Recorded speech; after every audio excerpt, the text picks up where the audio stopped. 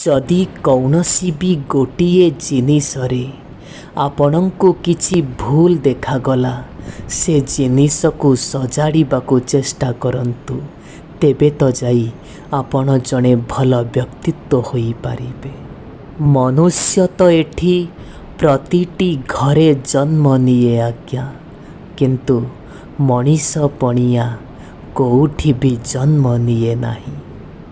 ଯେକୌଣସି ଗୋଟିଏ ବୃକ୍ଷକୁ ଆମେ ଯଦି ଛାଇରେ ରଖିବା ସେ କେବେ ବି ସବଳ ହୋଇପାରିବନି। ଆଉ ସେଇ ବୃକ୍ଷକୁ ଆମେ ଯଦି ଖରା ସହ ଲଢ଼େଇ କରିବା ପାଇଁ ଛାଡ଼ିଦେବା ତେବେ ସେ ବୃକ୍ଷ ଶକ୍ତିଶାଳୀ ନିଶ୍ଚୟ ହେଇଯିବ।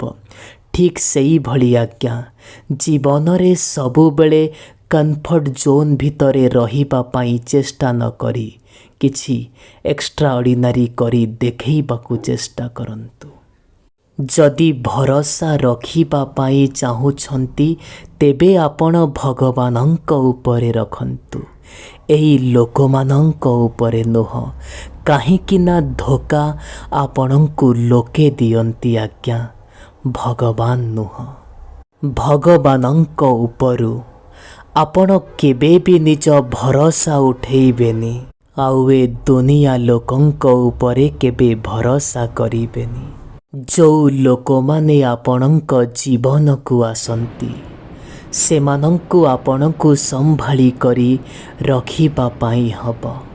ଆଉ ଯେଉଁ ଲୋକମାନେ ଆପଣଙ୍କ ଜୀବନରୁ ଚାଲିଯାଆନ୍ତି ସେମାନଙ୍କଠୁ ମଧ୍ୟ ଆପଣଙ୍କୁ ସମ୍ଭାଳି କରି ରହିବା ପାଇଁ ହେବ। ଯେତେବେଳେ ରାଗ ଲାଗେ ସେତେବେଳେ ରାଗରେ ମଣିଷ କିଛି ବି କରିଦିଏ। ସେ କାରଣ ପାଇଁ ମଣିଷର ଶକ୍ତିର ଆବଶ୍ୟକତା ନାହିଁ ଆଜ୍ଞା। କିନ୍ତୁ ରାଗ ଲାଗୁଥିବା ସମୟରେ ବି ଯଦି ଆପଣ ଶାନ୍ତିରେ ବସିପାରିଲେ ସେଥିପାଇଁ ସତରେ ସାଧନାର ଆବଶ୍ୟକ ରହିଛି। ଏ ଜୀବନ ସବୁବେଳେ ଆମକୁ ଗୋଟିଏ ପରେ ଗୋଟିଏ ସୁଯୋଗ ନିଶ୍ଚୟ ଦେଇଥାଏ, ଆଉ ସେ ସୁଯୋଗକୁ ଆମେ ଆଜି ବୋଲି କହିଥାଉ। ଗୋଟେ କଥା କହିବି, ଆପଣମାନେ ବିଶ୍ୱାସ କରିବେନି କିନ୍ତୁ ସତ, ଏ ଦୁନିଆରେ ପ୍ରତିଟି ଲୋକଙ୍କୁ ତ ସବୁ ଜିନିଷ ମିଳିଯାଏ କିନ୍ତୁ ନିଜ ଭୁଲ କେବେ ମିଳେନା। ଜୀବନରେ ଗୋଟିଏ କଥା ମନେ ରଖିଥିବେ ଆଜ୍ଞା, କେବେ ବି କୌଣସି କଥାକୁ ନେଇ ଚୁପ୍ ବସିଯିବେ ନାହିଁ। ଚୁପ୍ ବସିବା ଦ୍ୱାରା ଆପଣଙ୍କ ସମ୍ପର୍କ ଭାଙ୍ଗିଯିବ। ଭଲ ହେବ ଛୋଟ ଅଭିଯୋଗଟିଏ ନା ନିଜ ଲୋକଙ୍କ ପାଖରେ କରିଦିଅନ୍ତୁ।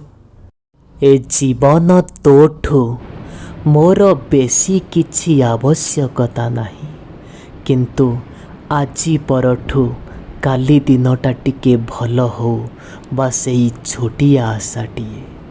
ମନୁଷ୍ୟକୁ ନିଜର ଫଟୋ ବାହାର କରିବା ପାଇଁ କ୍ଷଣିକର ସମୟ ଲାଗେ, କିନ୍ତୁ ମଣିଷକୁ ନିଜ ଇମେଜ୍ ତିଆରି କରିବା ପାଇଁ ବେଳେବେଳେ ସାରା ଜୀବନ ବି କମ୍ ପଡ଼ିଯାଏ।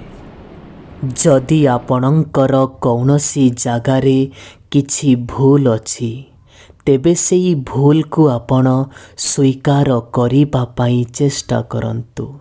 କେବଳ ସ୍ୱୀକାର ନୁହଁ ଆଜ୍ଞା, ସେଇ ଭୁଲକୁ ସୁଧାରିବାକୁ ବି ଚେଷ୍ଟା କରନ୍ତୁ। ନିଜ କଷ୍ଟକୁ ନିଜ ଦୁଃଖକୁ ଏ ଦୁନିଆ ଲୋକଙ୍କ ଆଗରୁ ଟିକେ ଲୁଚେଇ ରଖିବାକୁ ଚେଷ୍ଟା କରନ୍ତୁ। କାହିଁକି ନା ଏଠି ପ୍ରତିଟି ଘରେ ଔଷଧ ନଥାଏ ଆଜ୍ଞା, କିନ୍ତୁ ପ୍ରତିଟି ଘରେ ଲୁଣ ନିଶ୍ଚୟ ଥାଏ। କୌଣସି ସମ୍ପର୍କୀୟ ହୁଅନ୍ତୁ କିମ୍ବା ଆପଣଙ୍କର ଟଙ୍କା ପଇସା ହଉ, ଦୁଇଟି ଜିନିଷକୁ ସାଇତି ରଖୁଥିବେ ଆଜ୍ଞା, ଉଭୟେ ବହୁତ ମୂଲ୍ୟବାନ। ଭାଗ୍ୟ ଏଠି ସମସ୍ତଙ୍କର ଭଲ ହୋଇନଥାଏ ଆଜ୍ଞା। ମଣିଷକୁ ନିଜ ଭାଗ୍ୟ ନିଜେ ଗଢ଼ିବା ପାଇଁ ପଡ଼େ। ଯିଏ ନିଜ ଭାଗ୍ୟ ନିଜେ ଗଢ଼ିଦେଲା ସତରେ ସିଏ ଇତିହାସ ରଚିଦେଲା। ଏ ଦୁନିଆରେ ଯଦି ଆପଣ ଜନ୍ମ ନେଇଛନ୍ତି ତେବେ କର୍ମ ତ ଆପଣଙ୍କୁ ନିଶ୍ଚୟ କରିବା ପାଇଁ ପଡ଼ିବ। ଭଗବାନ ତ ଆମକୁ ହାତର ରେଖା ଦେଇଛନ୍ତି, କିନ୍ତୁ ତାକୁ ରଙ୍ଗୀନ ଆମ ନିଜକୁ ହିଁ କରିବାକୁ ପଡ଼ିବ। ଆପଣ ଆପଣଙ୍କ ଜୀବନର ପ୍ରତିଟି ସିକ୍ରେଟକୁ ଲୁଚେଇ ରଖିବା ପାଇଁ ଚେଷ୍ଟା କରନ୍ତୁ। କାହିଁକିନା ସିଏ ସିକ୍ରେଟ ଛୋଟ ହେଉ କିମ୍ବା ବଡ଼, କାହାକୁ ବି କୁହନ୍ତୁନି। କାହିଁକିନା ଏଠି କାହା ଉପରେ ବି ଭରସା ନାହିଁ। ଯାହା ଆପଣ ଅନ୍ୟକୁ ଦେବେ ତାହା ହିଁ ଆପଣଙ୍କ ଭାଗ୍ୟରେ ପୁଣି ଥରେ ଆସିବ। ସେଥିପାଇଁ ଭଲ ହେବ ରାଗରୁଷା ଓ ଅଭିମାନ ଛାଡ଼ି ଭଲ ପାଇବା ଓ ପ୍ରେମର ପ୍ରଚାର କର। ଆରେ ଯଦି ବଞ୍ଚିବା ପାଇଁ କୌଣସି ସହଜ ରାସ୍ତା ଖୋଜିବାର ଥାନ୍ତା, ତେବେ ବଞ୍ଚିବା ପାଇଁ ଏହି କଷ୍ଟ ରାସ୍ତା ଆମେ କାହିଁକି ବାଛିଲୁ? ହାରିଯିବା ବଡ଼ କଥା ନୁହଁ ଆଜ୍ଞା, କିନ୍ତୁ ଗୋଟିଏ କଥା ଜୀବନରେ ଆପଣ ମନେ ରଖିବେ, ହାରିବା ପୂର୍ବରୁ ଥରେ ମନ ପ୍ରାଣ ଦେଇ ଲଢ଼ିବା ବଡ଼ କଥା। କୌଣସି ଜିନିଷର ତ୍ୟାଗ ବିନା ମଣିଷ ଜୀବନରେ କେବେ ସମୃଦ୍ଧି ସମ୍ଭବ ନୁହଁ। ସେଥିପାଇଁ ପ୍ରତିଦିନ ସକାଳୁ ଉଠନ୍ତୁ ଆଉ ନିଜ କର୍ମରେ ଲାଗି ପଡ଼ନ୍ତୁ। ନିଜ ଇଚ୍ଛାରେ ବଞ୍ଚିବା ଏତେ ବି ସହଜ କଥା ନୁହଁ ଆଜ୍ଞା। ଯେତେବେଳେ ତୁମେ ନିଜ ଇଚ୍ଛାରେ ବଞ୍ଚିବାକୁ ବାହାରିବ, ଏଠି ସର୍ବପ୍ରଥମେ ତ ଆପଣଙ୍କ ନିଜ ଲୋକମାନେ ହିଁ ଆପଣଙ୍କୁ ବଞ୍ଚିବାକୁ ଦେବେନି। ଏ ସମ୍ପର୍କ ବି ଗୋଟେ ଅଜବ ଧରଣର ଆଜ୍ଞା। ଏଠି ଲୋକେ ତ ଏକଥା କୁହନ୍ତି କି ମୋର ଏଇ ଜାଗାରେ ସମ୍ପର୍କୀୟ ଅଛନ୍ତି ଆଉ ସେଇ ଜାଗାରେ ସମ୍ପର୍କୀୟ ଅଛନ୍ତି, କିନ୍ତୁ ଏକଥା କହିବାକୁ ଭୁଲି ଯାଆନ୍ତି କି ସେ ସମ୍ପର୍କୀୟମାନଙ୍କ ସହ ସମ୍ପର୍କ ବା କେତେ ଗଭୀର। ଆପଣଙ୍କ ଜୀବନରେ ଘଟୁଥିବା ସମସ୍ତ କର୍ମର ନିଷ୍ପତ୍ତି କେବେ ବି ଆପଣ ନେଇପାରିବେ ନାହିଁ। କିଛିଟା ନିଷ୍ପତ୍ତି ଭାଗ୍ୟ, ଭଗବାନ ଓ ସମୟ ନେଇଥାନ୍ତି। ଆପଣ କୌଣସି ଶିକ୍ଷାନୁଷ୍ଠାନରୁ ଶିଖିଥିବା ଶିକ୍ଷା ହୁଏତ ଭୁଲି ଯାଇପାରନ୍ତି, କିନ୍ତୁ ଏ ଦୁନିଆ ଲୋକ ଆଉ ଜୀବନଠାରୁ ଯେଉଁ ଶିକ୍ଷା ମିଳିଛି ତାକୁ ଆପଣ କେବେ ବି ଭୁଲି ପାରିବେନି। ଏଠି କୌଣସି ମଣିଷକୁ ଯଦି ଅଧିକ ବୟସ ହୋଇଥାଏ, ସେ ମଣିଷ ବଡ଼ ନୁହଁ। ଏଠି କୌଣସି ମଣିଷ ପାଖରେ ଯଦି ଅଧିକ ଟଙ୍କା ପଇସା ଥାଏ, ସେ ବଡ଼ ନୁହଁ। ଯିଏ ପାଖରେ ବସୁଥିବା କୌଣସି ଛୋଟ ଲୋକକୁ ବି ଛୋଟ ନ ଭାବେ, ସିଏ ତ ବଡ଼। କେବେ ବି କାହା ସହ କାହାକୁ ଆପଣ ତୁଳନା କରିବେନି ଆଜ୍ଞା। ସୂର୍ଯ୍ୟ ଓ ଚନ୍ଦ୍ର ନିଜ ସମୟରେ ହିଁ ଆଲୋକ ପ୍ରଦାନ କରନ୍ତି। କେବଳ ସରକାରୀ ଚାକିରି ଆଉ ବେସରକାରୀ ଚାକିରି ଭିତରେ ହିଁ ଜୀବନ ନଥାଏ। ଜୀବନରେ କରିବା ପାଇଁ ବହୁତ କିଛି ଥାଏ, ବାସ୍ ଆପଣଙ୍କର ମନ ହେବା ଆବଶ୍ୟକ। ଆଜିକାଲିର ମନୁଷ୍ୟ ସମାଜ ଶାନ୍ତ ରହିବା ଭୁଲିଗଲାଣି। କୌଣସି କଥାକୁ ମନ ଦେଇ ଶୁଣିବା ଭୁଲିଗଲାଣି।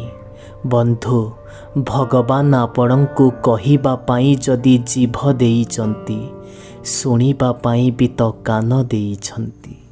ପ୍ରତିଟି ଜାଗାରେ ପ୍ରତିଟି କଥା କହିବା ବଡ଼ କଥା ନୁହଁ, କିନ୍ତୁ କେଉଁ ଜାଗାରେ କେଉଁ କଥା କହିବ ତାହାର ବୁଝିପାରିବା ଶକ୍ତି ଯାର ଅଛି, ସେ ହିଁ ତ ବଡ଼ କଥା। ଯଦି କେତେବେଳେ ଆପଣଙ୍କ ବ୍ୟସ୍ତ ସମୟରୁ ଆପଣଙ୍କୁ ଟିକେ ସମୟ ମିଳେ, ସେଇ ସମୟରେ ଆପଣ ନିଜ ଭୁଲକୁ ମଧ୍ୟ ଖୋଜିବା ପାଇଁ ଚେଷ୍ଟା କରନ୍ତୁ। କାହିଁକିନା ଆପଣ ମଣିଷ। ଯେଉଁଠି ଭଗବାନଙ୍କ ଦ୍ୱାରା ବି ଭୁଲ ହୁଏ, ଆପଣ ତ ଛାର ମାତ୍ର। ଆପଣ ଜୀବନରେ କେତେ ବି ବଡ଼ ହେବା ପାଇଁ ଆଶା ରଖନ୍ତୁ ନା କାହିଁକି, କେତେ ବି ବଡ଼ ଉଚ୍ଚ ଶିଖରରେ ପହଞ୍ଚିବା ପାଇଁ ଆଶା ରଖନ୍ତୁ ନା କାହିଁକି, କିନ୍ତୁ ସବୁବେଳେ ସୀମା ଭିତରେ ରହିବା ପାଇଁ ଚେଷ୍ଟା କରିବେ। ସେଇ ମଣିଷଠାରୁ ଆପଣ କେବେ ବି ଉପଦେଶ ନିଅନ୍ତୁ ନାହିଁ, ଯେଉଁ ମଣିଷ ତା ଜୀବନରେ ସଫଳତା ଭାଗ୍ୟ ବଳରୁ ପାଇଯାଇଛି। ଯଦି ଉପଦେଶ ନେବା ପାଇଁ ଚାହୁଁଛନ୍ତି, ତେବେ ସେଇ ମଣିଷ ପାଖରୁ ନିଅନ୍ତୁ ଯିଏ ନିଜ କର୍ମ ବଳରେ ସଫଳତା ପାଇଛି।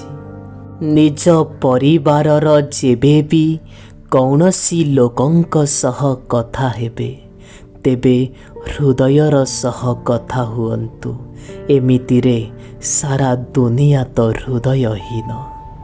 ବନ୍ଧୁ, ଯେଉଁ ଲୋକମାନେ ମୋତେ ପସନ୍ଦ କରନ୍ତି ନାହିଁ, ସେମାନେ ପ୍ରଥମରୁ ହିଁ ପସନ୍ଦ କରନ୍ତିନି। ଆଉ ମୋତେ ଭଲ ପାଉଥିବା ଲୋକେ ମୋ ସହ ଜୀବନ ଦେବା ପାଇଁ ବି ପ୍ରସ୍ତୁତ। ଏକଥା ମୁଁ କହୁନି ଆଜ୍ଞା, ଇଏ ତ ପ୍ରକୃତିର ନିୟମ। ଯେତେବେଳେ କୌଣସି ମଣିଷକୁ ଆପଣ ନିଜ ମିତ୍ର କରୁଛନ୍ତି, ସେହି ସମୟରେ ଏମିତି ବନ୍ଧୁତା ସ୍ଥାପନ କରନ୍ତୁ, ଯେଉଁ ବନ୍ଧୁତା କି ଜନ୍ମ ଜନ୍ମର ଯିବ। ସିଗାରେଟ୍ ଟାଣୁଥିବା ସାଙ୍ଗ ଆଉ ଟାଣିବା ପାଇଁ ଡାକୁଥିବା ସାଙ୍ଗମାନଙ୍କ ଠାରୁ ଟିକେ ଦୂରେଇ ରହିବେ ବନ୍ଧୁ। ସିଗାରେଟ୍ ଭଳି ଏମାନେ ବି ଆପଣଙ୍କ ଜୀବନକୁ ଜଳେଇ ଦେବେ।